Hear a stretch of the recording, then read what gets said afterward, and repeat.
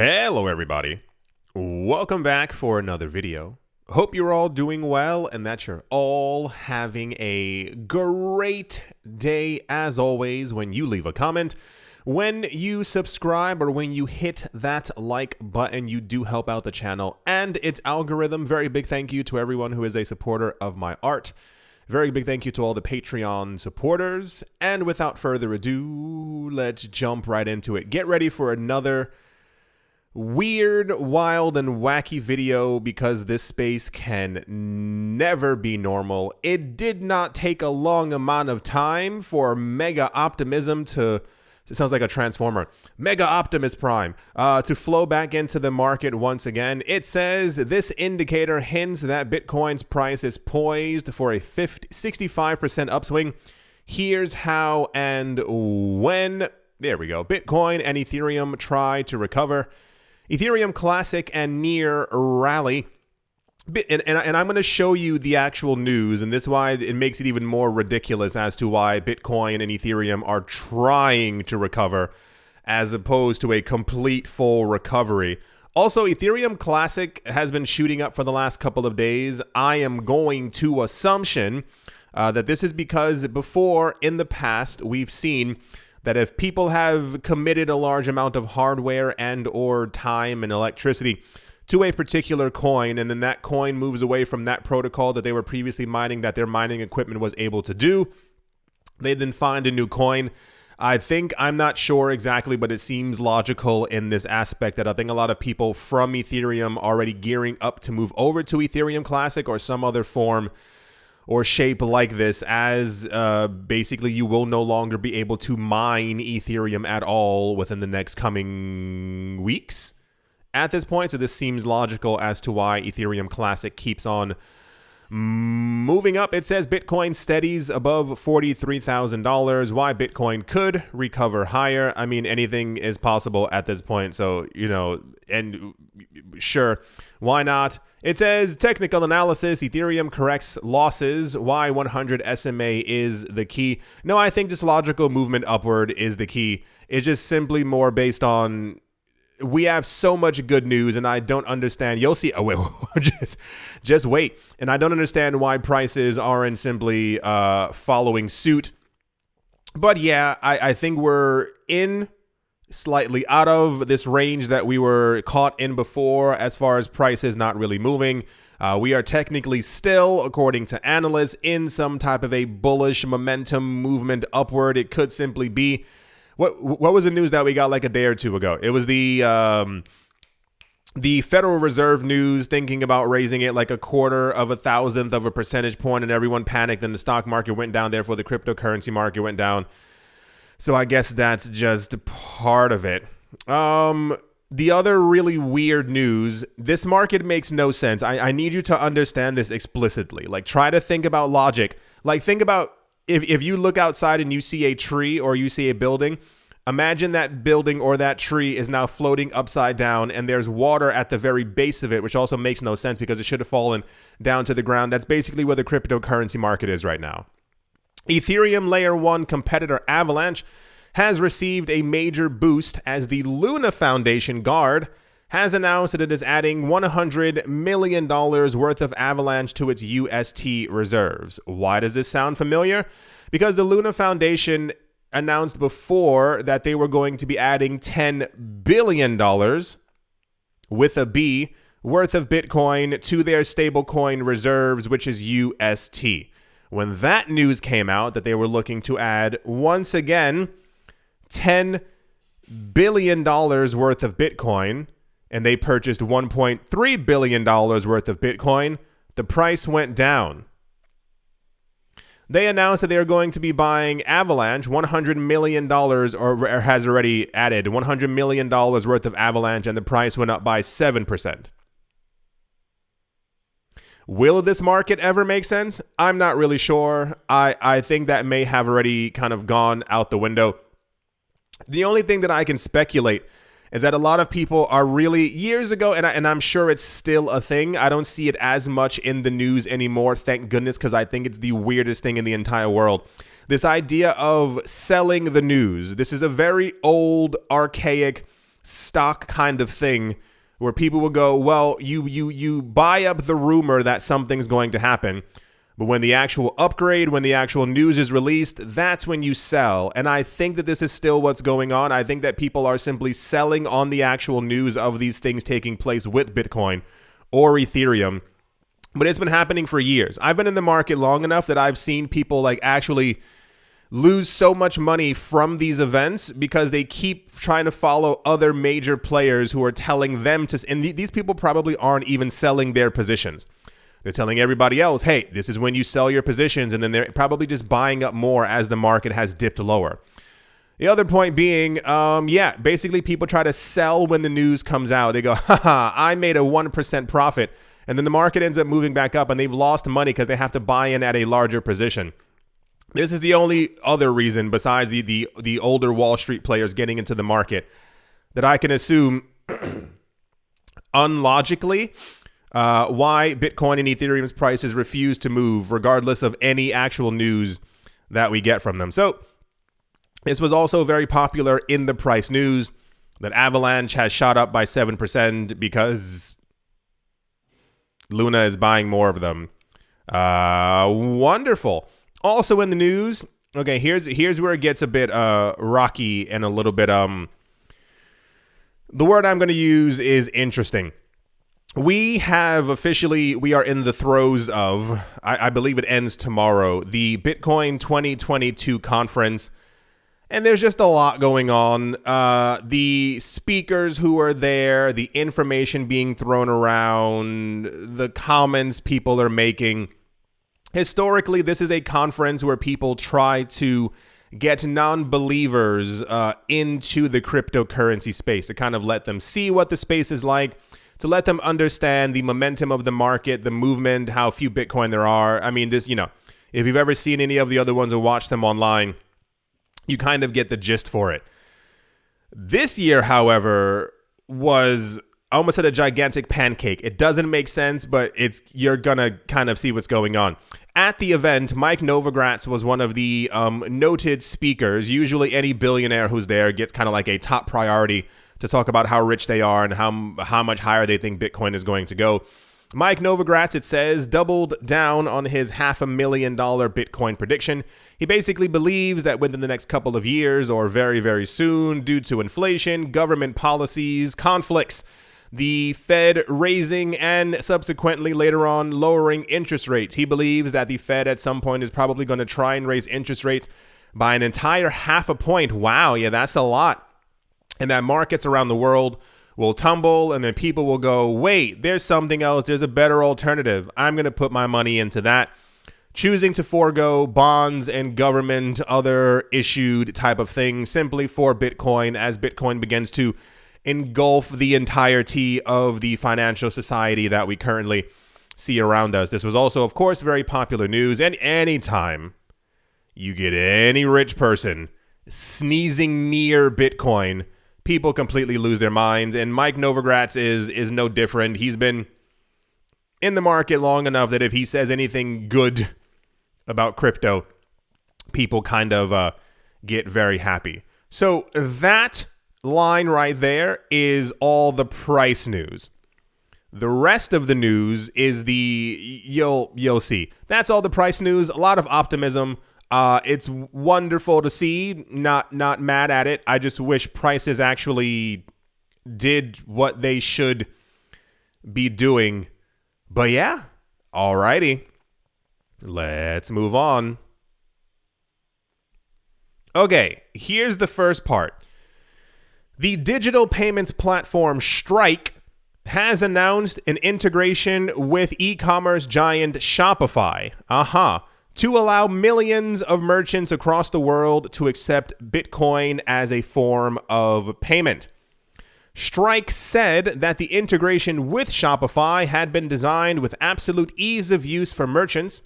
This integration will allow merchants to easily accept Bitcoin payments from customers worldwide in the form of US dollars. Besides, customers can save costs on purchasing fees through cash final settlements.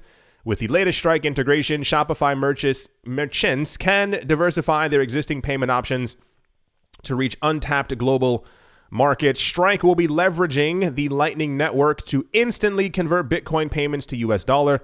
This will help to avoid any major price volatility in the Bitcoin price. And basically, during the development, they're talking about, we're proud, it's amazing, Bitcoin, awesome, super cool future.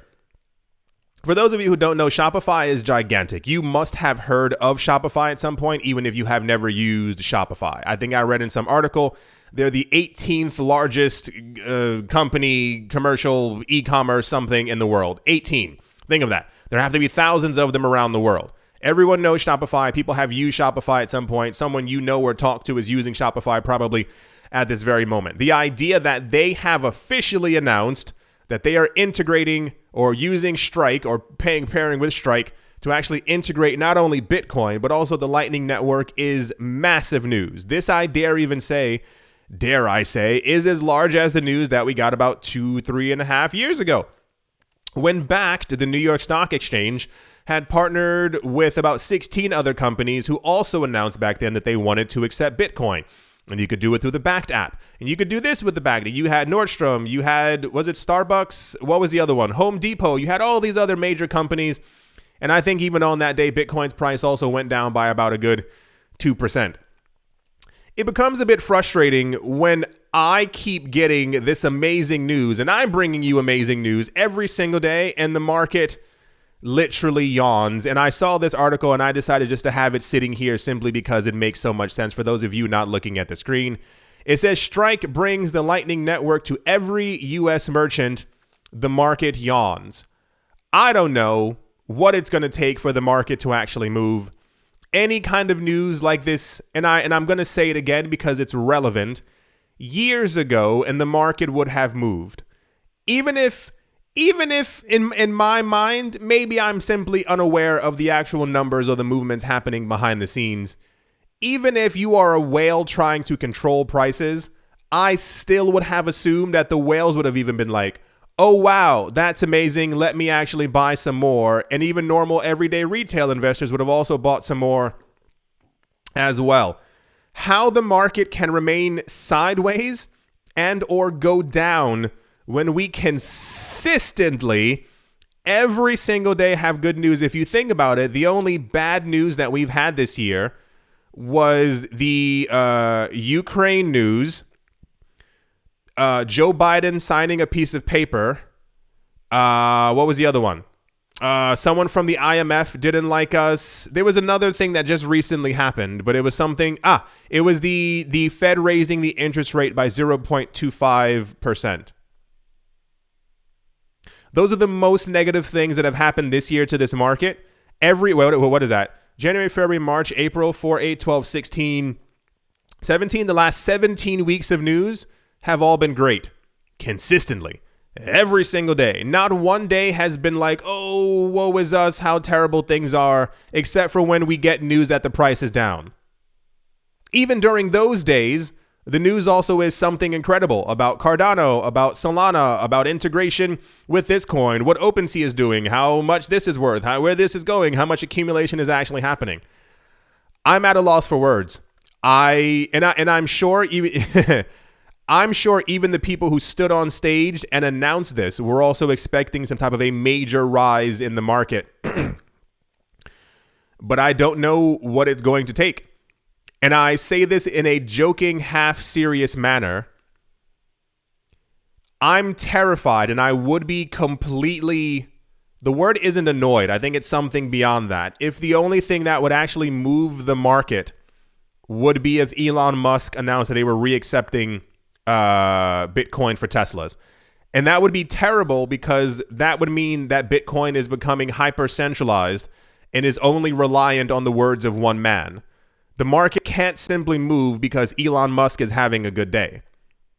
Like, imagine if going forward for the next 2 or 3 years, if he's having a bad day and he tweets something negative about Bitcoin still using too much whatever, and the market goes down. I don't get it because the only other times that we've really seen any actual momentum is whenever we've had news that Elon, and I even made a joke in one of the other titles. I think I wrote Elon Musk did something. Because prices have moved up that day. Dogecoin moved up that day because of his. It's very, very weird. And I think this is a dangerous path for the market to go down where we need someone to say something. This is why a lot of the other creators, for those of you who don't know, the other creators of a lot of the other coins have left the market, because they all said, like, every time they tweeted something, hey, we have a new upgrade coming, the prices of some of these coins will go up by 14-15%. If they were gone, if they were on vacation, holiday, if, they just weren't tweeting, the price would go down, because people constantly needed this energy from the creators or these rich people telling them that something good was going to happen. If it didn't happen, the prices of these things would go down, and that's not what we need for this market. So, as you might have imagined, this is the most popular news story of the day. Once again, Shopify not only agreeing to use Bitcoin, which historically has been major e-commerce, anything, have shied away from using digital currencies because they've had a bad rep.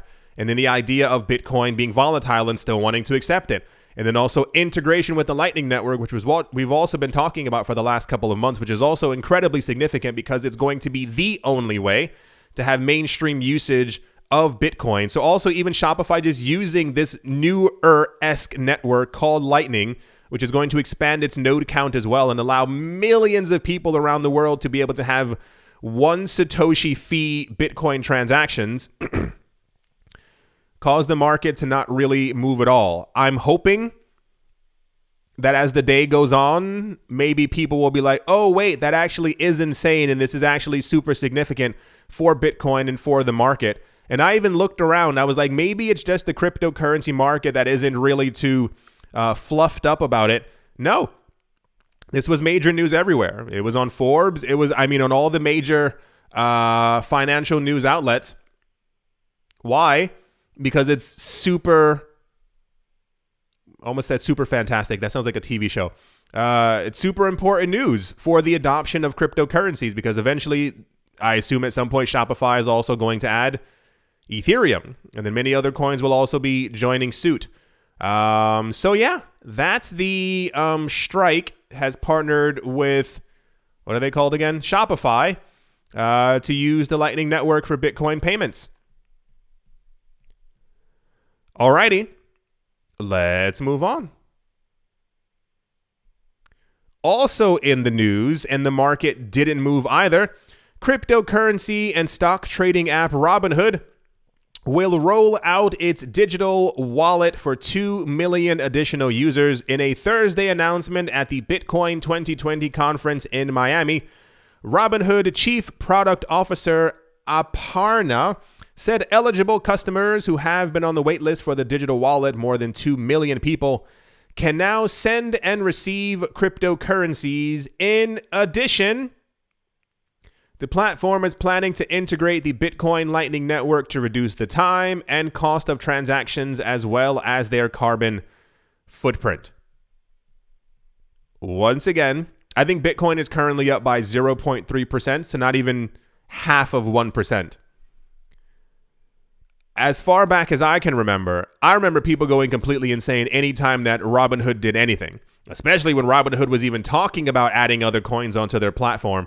Nonetheless, when Robinhood was talking about finally adding a cryptocurrency wallet that people could use to send, buy, sell, hold, trade, and withdraw their own cryptocurrencies. So not only is the announcement that everyone who was waiting for this feature is finally going to get to be able to move their crypto on and off the platform,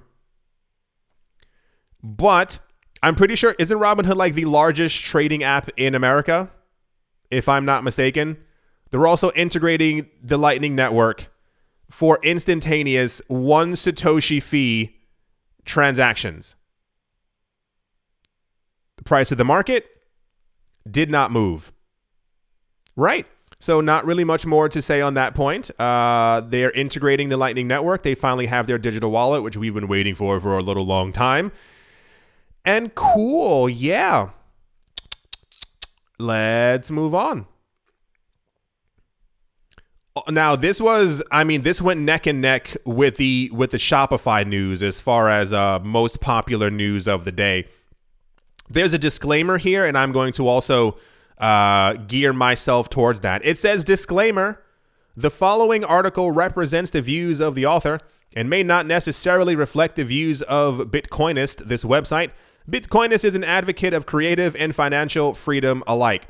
I'm going to say this right now. The following article was written by somebody who I don't know. TMI does not know these people, and this is not necessarily my opinion for all the stuff that I'm going to be reading. You'll see why.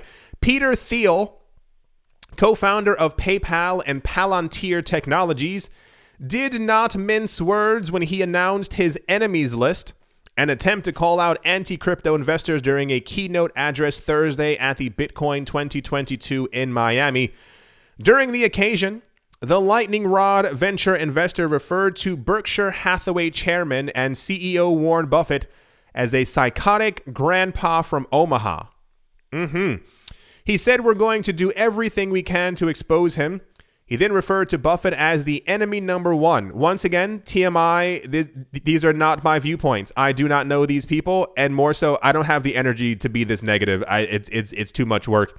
Thiel advocated that conventional investors should fund Bitcoin. He said their decision not to allocate to Bitcoin is a fundamentally political one, and we need to push back against them. Thiel referred to Buffett, BlackRock CEO Larry Fink, JP Morgan CEO Jamie Dimon as a gerontocracy, opposing a revolutionary cryptocurrency movement. Thiel, who owns Bitcoin, what? That man owns Bitcoin. I would have never known from what he was saying. Has invested in blockchain-based firms and cryptocurrency exchanges through his venture capital firm Funders Found. Okay. He also reportedly has been a member of a group that finances Republican campaigns. Thiel accused the three banking moguls of enabling a system that has an institutional and political prejudices against Bitcoin after he tossed a bunch of $100 bills to people in the building's front row. So it's kind of a lot. I don't really know what's going on. This was also, as you might have imagined, this was incredibly popular news. A lot of people, if you've never, even the other Bitcoin conference, I don't know if it was I'm pretty sure it was the one last year or maybe even 2020. People get on stage and they kind of speak their mind, but a lot of times they're very eccentric, and that's all I'm going to say. So yeah, he's not the only one. There have been other people who've gone on stage and have spoken their mind. It just happens to be that he's the more outwardly spoken one this year. So we all know that Warren Buffett does not care for the cryptocurrency space. It's kind of like that other guy, Peter Parker. What's the other guy? The guy who likes gold a lot. Peter Gold. I'm going to call him Peter. I never remember his last name. There's like 9 Peters within the cryptocurrency. I'll call him Peter Gold from now on. We also know he doesn't like Bitcoin. I kind of just leave these people alone. Like not in a joking way. Like these people are really up there in age, and I'm kind of like, okay, I don't expect you to understand digital payments or NFTs or a blockchain or the fractionalization of things. You know, they lived in a world with like, almost said cherry trees. I'm going to stop talking. The point is, this was incredibly popular news. He also spoke negatively about Ethereum, as one would expect. This was a Bitcoin conference, and I assume everyone there is like hyper Bitcoin centric, which usually is what tends to happen. They've slung or thrown mud at other coins before. I wish that we could all just get along and move together as one community, but I don't think that's ever going to happen. So yeah. And here's the crazy part, because we all do this. We all kind of like, you say things in private and there are things that you say out loud in front of people. If that's what he said out loud, can you imagine what he thinks in private? I can't even begin to. That's some. Wow. So yeah, The news is people at the Bitcoin conference don't like Ethereum and don't like people who talk negatively about Bitcoin. I mean, what vindication these people are going to have if Bitcoin ever does actually hit $500,000? Expect a lot of parties in San Tropez and in the what's the other place? In the Hamptons. I don't know. Alrighty. That's the Peter Thiel does not care too much for people and Ethereum news. Alrighty. I can you imagine what he actually thinks? Alrighty, let's move on. Also in the news, it says Mexico is lining up to be the next potential adopter of Bitcoin as legal tender. Mexican Senator Indria Kempis has revealed that a bill to adopt Bitcoin as legal tender in the Latin American country will land in Parliament in the next 2 months. Kempis made the remark while speaking at the speaking at the ongoing Bitcoin 2022 conference in Miami, introduced by former Chief Strategy Officer of Blockstream, Samson Mao. Kempis stated that if adopted as legal tender, Bitcoin would provide financial inclusion and financial education for more than 67 million Mexicans currently excluded from this privilege. For those of you who didn't get that idea, or rather what this person means, this part is actually true. This isn't like, them blowing it out of proportion. After WW2 was done, it was kind of decided by a group of the countries who won. Decided what the next financial system was going to be. If you look up the Bretton Woods Agreement, the original idea was to use a new currency called Bancor, Bancor, which is also a cryptocurrency. This is why they named it after that, yada, yada, yada. But then it kind of went to the U.S. was like, no, you're going to be using our currency. And this is why the world is kind of built the way that it is. The idea being that they, in control of this new system, would be able to tell everyone when or how or could at all, if you could use their money. They helped to create the current banking system that we have right now. And this basically excluded a large number of countries and also a large number of people around the world. I think the number is around 3 to 4 billion people who were deemed not worthy to be part of this new system. This is why Bitcoin is so important. This is why cryptocurrencies are really important. But the people don't get it. Whenever I keep saying I would love if all of Latin America, all of Africa, and nearly all of Asia really got into cryptocurrencies, because the old system was not made for them explicitly. We know this to be an actual fact. There's a reason why, even if you've ever seen like poor neighborhoods, there's usually no bank or no ATMs. There's no way for them to have access to this actual new system. So to be able to actually download something onto your phone and be able to have access to the entire world's economy is incredibly significant. I get it. I understand that people are using Bitcoin or all these other things to try and make quick, fast money. There's a reason why all of this is so significant and why we have an event like Bitcoin 2022, regardless of what people might be saying on stage sometimes. It's incredible because we have the technology right now. It's not 50 years away. It's not happening in the year 2300. At this moment, you can download something and you have access to this financial world that you are not supposed to be a part of. That's the significance of it. So the idea that if gigantic IF in the sky, Mexico did allow Bitcoin as some type of legal tender or hyper legalized it, tons of people would be able to, at a moment, join this new market. This is why the entire idea of India taking so long for cryptocurrency regulation annoyed the living heck out of me. It's estimated, what is it? I think 70 or 60 or 70% of people in India are allegedly not a part of the actual financial system. They still use cash, and this is how they barter and move money around, because the system is not made for them. It's only meant for those who are at the very top, who have access to all these things.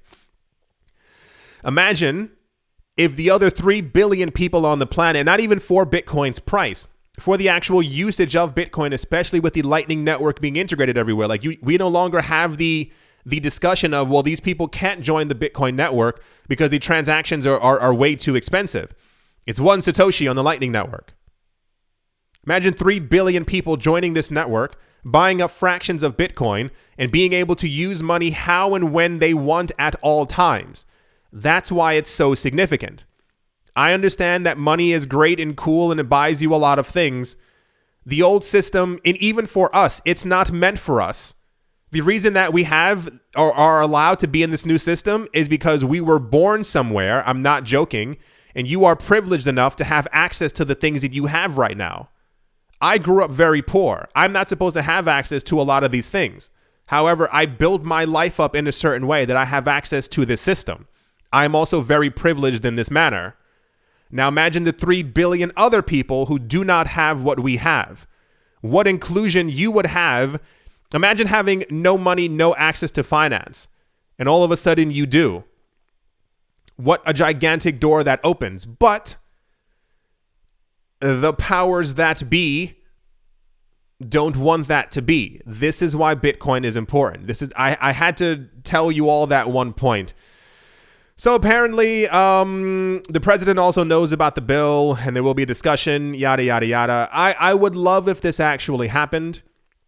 If you have ever, and it's not even, I don't want to say it's not political. It's definitely political. It's something around there.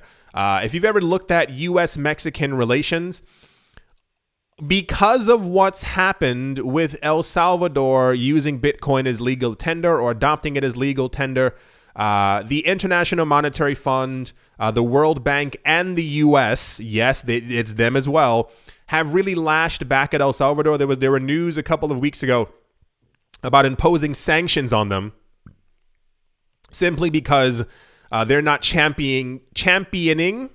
They're not really down with the U.S. dollar as much as they used to be before. Nicest way of saying it. And the U.S. is very angry at that. So the idea, this is why I was talking about the whole Mexican-U.S. relation. Mexico usually, now forgive me if I'm wrong, I try to gain knowledge of these things before I say them out loud. But over the years, I've noticed, even since I was younger, if Mexico does something that the U.S. does not like, usually an envoy is sent over and they kind of have a talking to, and then Mexico kind of bends to the U.S. as well. I assume it has to do with monetary policies and monetary power in this structure. So I think Mexico would greatly benefit from even just a hyper legalizing Bitcoin to let people know what they can and cannot do with it, or also allowing it as legal tender. But I think something so close to home, hear me out, I don't think the U.S. would allow that. As ridiculous as that sounds, because they are their own country. Same exact way before, don't ever forget, in 2018, we had at least 3 countries who went to the International Monetary Fund saying that they were going to issue Bitcoin bonds. They were going to buy up Bitcoin and issue and issue bonds against it. And the International Monetary Fund was like, no, the fudge, you're not. And that conversation was completely wiped away. So I'm sure that there are at least 5 to 10 different countries on this planet right now who are thinking about adopting Bitcoin or thinking about using Bitcoin or trying to get reserves of Bitcoin. And they probably have to do it secretly. So it would be nice if this happened. I do not think that the U.S. is going to allow it. Once again, as crazy as that sounds. But yeah, at least someone's trying to make something happen. So that's the Mexico might make Bitcoin legal tender news. It's not going to happen.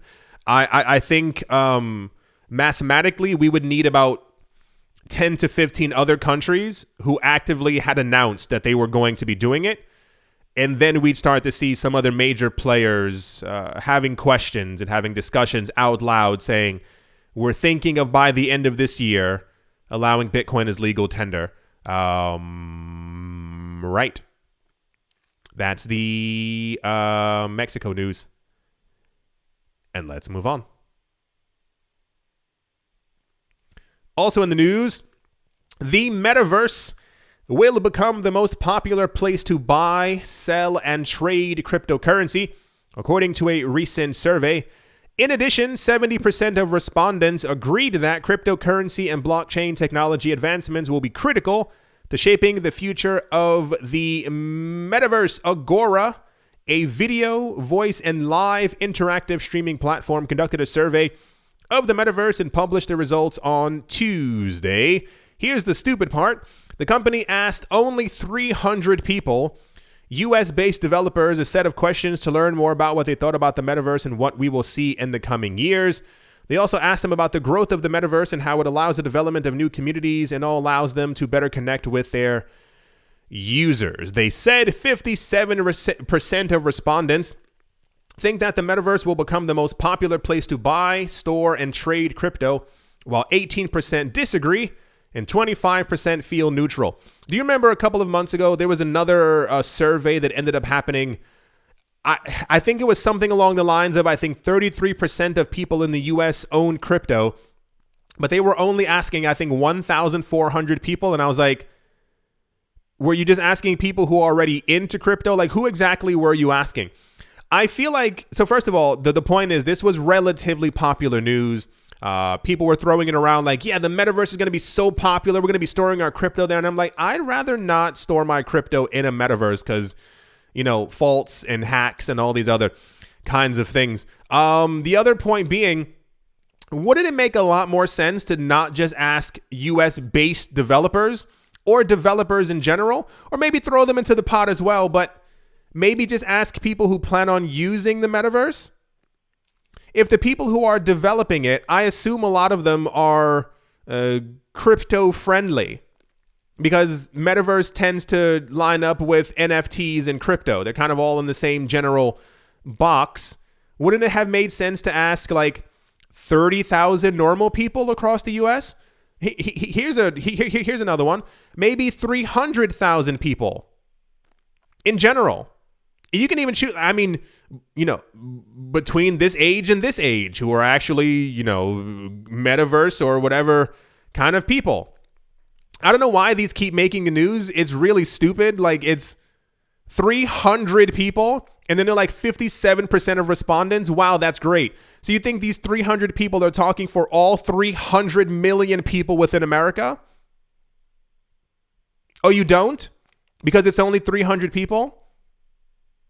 These things keep popping up all the time. There was another one talking about, this was months ago, obviously. They were talking about like which altcoins were the most popular, and they based that off of like not that map that we were looking at like a day or two ago, but it was like it was something along the lines of like 25% of people would prefer Solana across America, and I'm like, you spoke to 800 people. Like, what do you think you're talking about? Like, for me, it makes so much more sense. Like, announce on social media, hey, we are doing a year-long questionnaire. We want to get over 3 million people around the world to answer this question. And then you ask the question, and at the end of the year, you get all the results back, and then you can confidently say 57% of respondents. I don't know why I'm rambling, but these things make me so annoyed because the news ends up floating around, and people are going to just kind of read the title or like the first part and go, wow, 70% of people. My gosh, that's insane. It's 300 people. Why are there no large surveys? I've never ever in my life seen any survey over 50,000 people. Never. If you can find one, link it to me on Twitter. And I mean that seriously. I've never seen any survey in my entire life was like, we questioned 3 million people. That's a pretty huge amount of people to kind of gauge something. Anyway, that's that's the stupid news of the day. All right. Let's move on. And to finish things off, Ripple, a popular fintech firm and major player in the XRP market, has announced it has developed a new standard, and they are calling it XLS20 to help developers build more advanced and innovative NFT applications on top of the XRP ledger.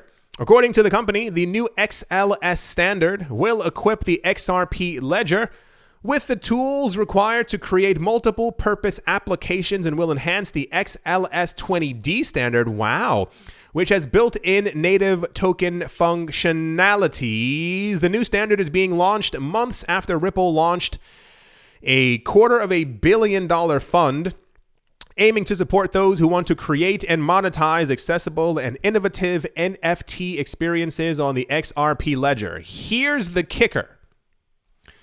Ripple's creator fund has reportedly already received 4,000 applications for projects centered around NFT-related use cases, including in the gaming and metaverse spaces, as well as digital art and collectibles. 4,000 applications. Don't throw numbers like that around if they're not true. I'm not saying that it's not true. It's more of a, I've heard before from other companies who were like, hey, we have hundreds of companies who are looking to build on our blockchain. A year and a half later, no one sees anything. If the XRP ledger now has XLS20 and developers can build NFT, digital cryptocurrency, metaverse marketplace things on top of it, that's amazing. 4,000 applications on top, directly on the XRP ledger, meaning that the transactions will be, I assume, in XRP. The fees will be burned in, I assume, XRP. That's quite significant. How long it's going to take for these 4,000 applications to be rolled out, and even more so, I'm going to take a step back here. Why do people have to apply? I say that as far as, if it's decentralized and you can kind of do what you want on the platform at any time, who are the applications going to? Can you not just use the XLS20 standard by yourself? Like, it's very easy. You can, there are websites. You can create your own coin on Ether right now, like today, at this very moment, if you want to. And you don't really have to put an application for it. So maybe it's like applications to be some of the first on it. Hey, maybe, on the first week of launch or before you launch, can we have our protocols up and running before this goes? I'm not really sure, but I feel like applications probably shouldn't be a thing. So if by summer we should have April, May, June, I'm going to give it to July, 4 months away. We should have heard about the first 20 of these things launching on the XRP ledger. I'm giving them some space. 4,000, and I said 20. By the end of this year, this should definitely be up and running, and we should have at least 500 of these that have launched. That's the Ripple news. Not to be critical, but it's more of I think we're at the point in the market where you can't throw around big numbers like that. To say that you have 4,000 of anything, because once again, other cryptocurrency projects have done that before in the past. People have gotten insanely hyped about the project, and then no one built on top of it. So not doubting that they have the 4,000 applications, it's more of by the end of this year, I want to see at least several hundred things on top of the XRP ledger. Games, collectibles, NFTs, new projects, integration with Instagram? No, that's stretching it a bit too far. Anyway, that's the XRP Ledger XLS20 standard 4,000 application news. And yeah, let's move on. As always, a very special thank you to my Patreon supporters, GBU Wally, Bubble Mode, How's Life Austin, Auspicious Agile and Blockchain, Jamie Saad, Blockchain Simplified, and let's move on. Empire Queen, Fud Wiser, Roman, Gaba, Bitcoin Ben, Arachno Dave, Tony Ambroski, The Dealer's Den, Captain Something in the Z-Way Lay, Mo Barazi, VB Nerd 21, Miguel Grolet, Lauren De Silva, Quoted Biddy, Troy, all good. There we go. Space Case, Need a Miracle, Paternoster, Navarro Williams, Utopia 569, Moonman High, XRP, Martin Steuer, Nostromo, John Sarson, The Animal Reader, A Bibliophobia, Todd, Mullis, Adam, Graysick, Wise Night Owl, 242 to the World, Bankroll Network, Crypto Artist, No Air, Crypto Artist, Coldy 3D, Satsuna, Richie Rich III, Paxis, Nick Mangialavori, Jim Gardner, Jeremy Fox, Minting Coins, Yes to Crypto, Bodie McBoatface, Anytime Fitness, Monk's Corner Staff, Bake Me a Cake, Tigara Macho Nisa, On Crypto with Lionel, and Creole and Michelle URL. Thank you very, very much for your continued support. Thank you to everyone who is a supporter of my art. Thank you to everyone who's been buying over the last couple of days. I do tip my hat to thee. I can't tell exactly who you are because it doesn't give your real username on OpenSea. It says like 4139PX141112, but I thank you 41P9X131112, whoever you might be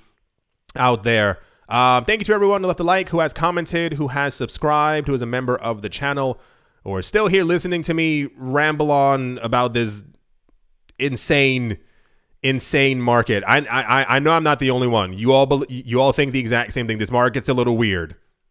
All right. At the moment, Bitcoin is currently up by 0.16% after all that good news. That's all we get.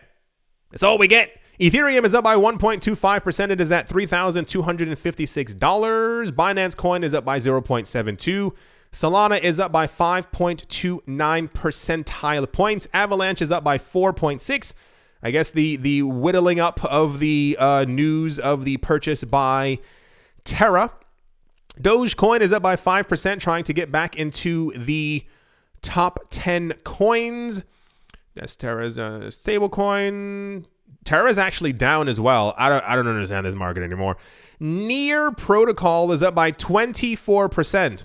Ah, that's right, because Near was just having their Near 22 conference, and it was announced that they're going to be, using the Near network and the Lightning Near. And oh wait, that was all Bitcoin.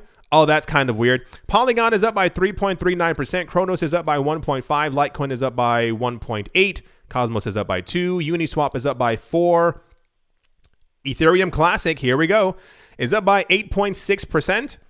I assume, because there's been no Ethereum Classic news, so I assume it has to be people either believing more in Ethereum Classic or simply being like, I'm going to shift my hashing power to Ethereum Classic. VeChain Thor is up by 4 percentile points. Hedera is up by 3. Anything else crazy? Theta is up by 3. Phantom is up by 4. Anything else? Thorchain Rune is up by 7. Anything else? Nope. Zcash is up by 5. Cool. Yeah. I do hope that you've all enjoyed. Today is Friday. Finally, all the days are blending together. Oh my goodness. I hope that you have a good Friday. I hope that work goes by quickly. I still have a lot more to do. I'm going to try and make some more money rules videos. I'm trying to be more consistent with it. I have a lot of other things going on. I also have like another project that I have, which won't be launching for a very long time, but I'm also working on other videos and filming and editing. I'm always doing something. So I'm very, very tired. Yes, I do hope that you all enjoyed. I do hope that you all are having a great day, a great morning, a great afternoon, a great evening. Wherever you are, wherever you might be, I do hope that it is absolutely fantastic. Thank you all once again for watching, listening, and or supporting. And I will most certainly be talking to you all soon. See you.